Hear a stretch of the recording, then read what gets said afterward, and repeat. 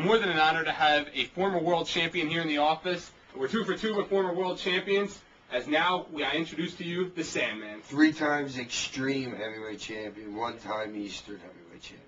Tag Team Champion, too. Yeah, me and Scorpio. Same time, we had all 4 belts at once.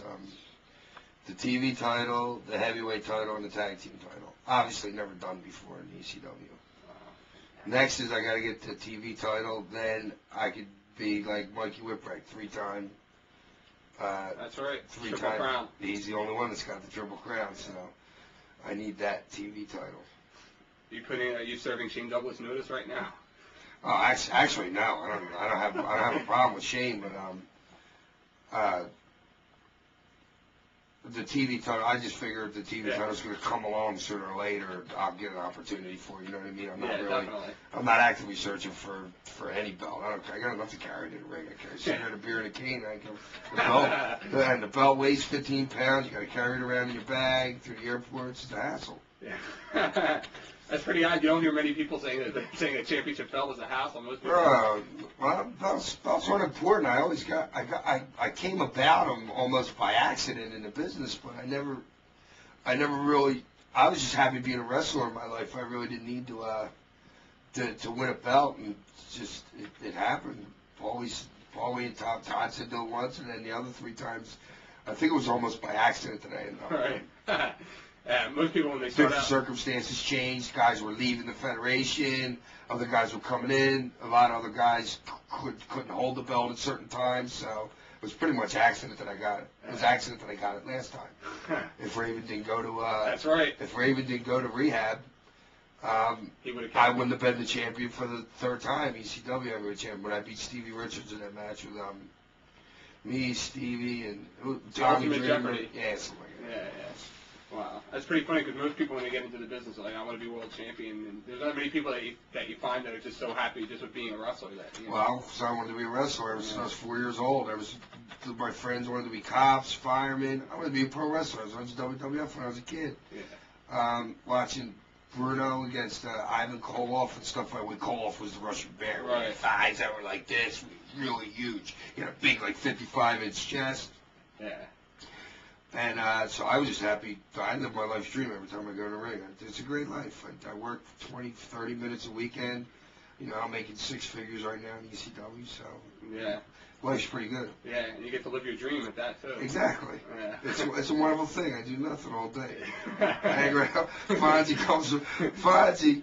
We call my house Brentwood. Fonzie's Kato, and he's out right now picking me up a 6-pack of beer and some cigarettes because we forgot to get it on the way here. So Kato's out getting that stuff. Oh, shoot. Yeah, so we just hang out, you know. Have nothing to do. I drop my kids off at school. I pick them up from school. Go out to lunch, you know. You work out or anything during the day? Oh, no. I've never worked out a day in my life.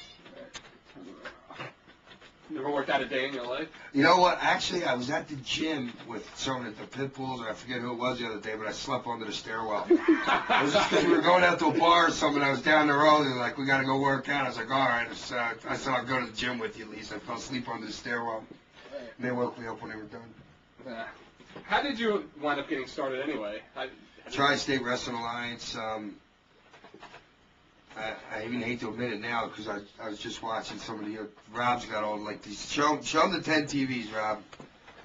He's got TVs going all over the place. I was just watching a funk match and I was thinking, and I saw some old stuff of myself, which I'm embarrassed. I can't even watch anything that's more than like 2 years old or stuff that I've done in the business. I've been in about 8 now. Anything more than 2 years, I'm embarrassed to even see. I just can't even watch the stuff. But I broke in with Joel Goodhart, the Tri-State Wrestling Alliance. He used to run shows at Pennsylvania Hall. Big time mark with money, more or less. He blew so much money. He was paying guys like Lawler, Austin Idol, $1,000, $1,500 to come up and wrestle for him so he could have his big shows. He had Abby against the Sheik, which is you know, a main event pretty much anywhere on this planet. But he did spend his money in the right places, and he had a school and he had a federation, so I always wanted to be a wrestler. So I started in school. I paid $2,500. I got trained by a guy named Larry Winters. He was Adrian Z up in Canada, and he had some big wars with DC Drake. Just so some of these people, I don't know if you know who the guy is, because he worked for Vince probably from maybe 78 to 82, 83, I don't know, something like that, when Sal Balomo and stuff was there. He trained me. He showed me all the wrist lock. In fact, I can't even remember the names of them because I haven't used one. I haven't put anybody in a headlock in 2.5, 3 years. I mean, one of the eliminators was going on me. All right, you'll put me in the top wrist lock, and I'm like, who the hell was I tagging with? And I'm sitting there drinking beer, and Perry's getting all pissed off, saying they don't know what a goddamn top wrist lock is. I say to somebody, I'm like, yo, what the hell's a top wrist lock? Whoever my tag team partner was, it might have been, in fact, it was Scorpio. Scorpio's like, yeah, you know this is it, man. You put the thing up here and you go like this, you can work the hair, you know. I'm like, oh yeah, top wrist lock. And Perry the whole time is going like this, and Coronas is just laughing. You don't know what a top wrist lock is. It just goes to show you, you can be a professional wrestler and you don't have to know a wrestling move. Wow. That's funny. So it was Larry Winters that really did the training in the school? Yeah, he did it. So, yeah, I'm glad you brought that back up. So basically, to get to my point was that I learned all the moves and stuff from Larry Winters, and God, Rock and Rebel taught me some. Hot Body taught me a little bit. But my point is, nobody can teach you psychology in the ring. Nobody can teach you poise. Nobody can teach you charisma. That it's a total package, a lot more than just knowing the moves. Dean Malenko's the man of 1,000 holds. He has to go out and wrestle and show you 67 of those holds. I don't have to do a hold. I don't have to wrestle. I can get over by doing other things. That's why I got a cane. Whack, whack, whack. Beat down a lot of people. People love it. They don't want to see hip toss, arm drag, suplex, leg drop. Well, not leg drop, but like drop toe hold, stuff like that. You don't have to know all the holds to be over this. Look, how many holds do you think Hulk Hogan knows? Yeah, right. There's a lot of guys that how many holds you ever used to see Jake the Snake Roberts do?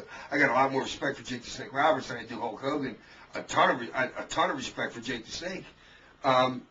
He could do things. He could do things in the ring and still get over and never have to wrestle a lick. Right. Yeah. Next question. Okay. It's just great watching some old stuff over there. I was just watching me and Nancy do an interview. Watch Scorpio's in the ring now. I don't know what the hell that was. Talking to Joey Styles. So all ECW stuff. What's that up there on the right? A cage with the Bruise Brothers and Shane Douglas and Mr. Hughes. Yeah. Back in the old days. And then what's down? What's below it right there? Well, who the hell is that? That's New Jack and Mustafa, right? Yeah, Deer Park, New York. Deer Park. Oh, that one we did on a Sunday afternoon? I think so, yeah. Yes, Deer Park, Sunday afternoon. Oh, 3 different ECW things going at the same time. Shane and the Bruise Brothers. Did you have any kind of athletic background? Like, did you wrestle at all in high school or anything, or play football or anything? No, I never did anything. Yeah, I played rugby for 10 years. I was a captain of my football teams throughout my whole career. Not in college, but in high school, won the Central League in my area. I was an all-state quarterback, all that shit, you know. But never wrestling. I never did anything. Never did. I mean, I did it in gym when you had to wrestle somebody. Right. But besides that, no, I never did any wrestling before. Like I say, how much Roman Greco wrestling's in ECW? Yeah, right. Yeah, here's Fonzie. Kano K just came back with a beer and a cigarette. Where's the cigarettes at, Fonz? You guys, make sure you buy the Bill Alfonso tape. What's the name of the tape, Rob? Bill Alfonso shoot interview. Bill Alfonso. What's the name of my tape? Sandman shoot interview. That's great. When you first broke in Tri-State, I guess like you were saying how Joel used to bring all the Austin Idols and stuff like that. I guess you were kind of lucky that you had all the veterans. You had all these veterans in the locker room. Being a young guy breaking in, did they help you at all, or were they? No, you gotta understand something. It wasn't like the ECW locker room where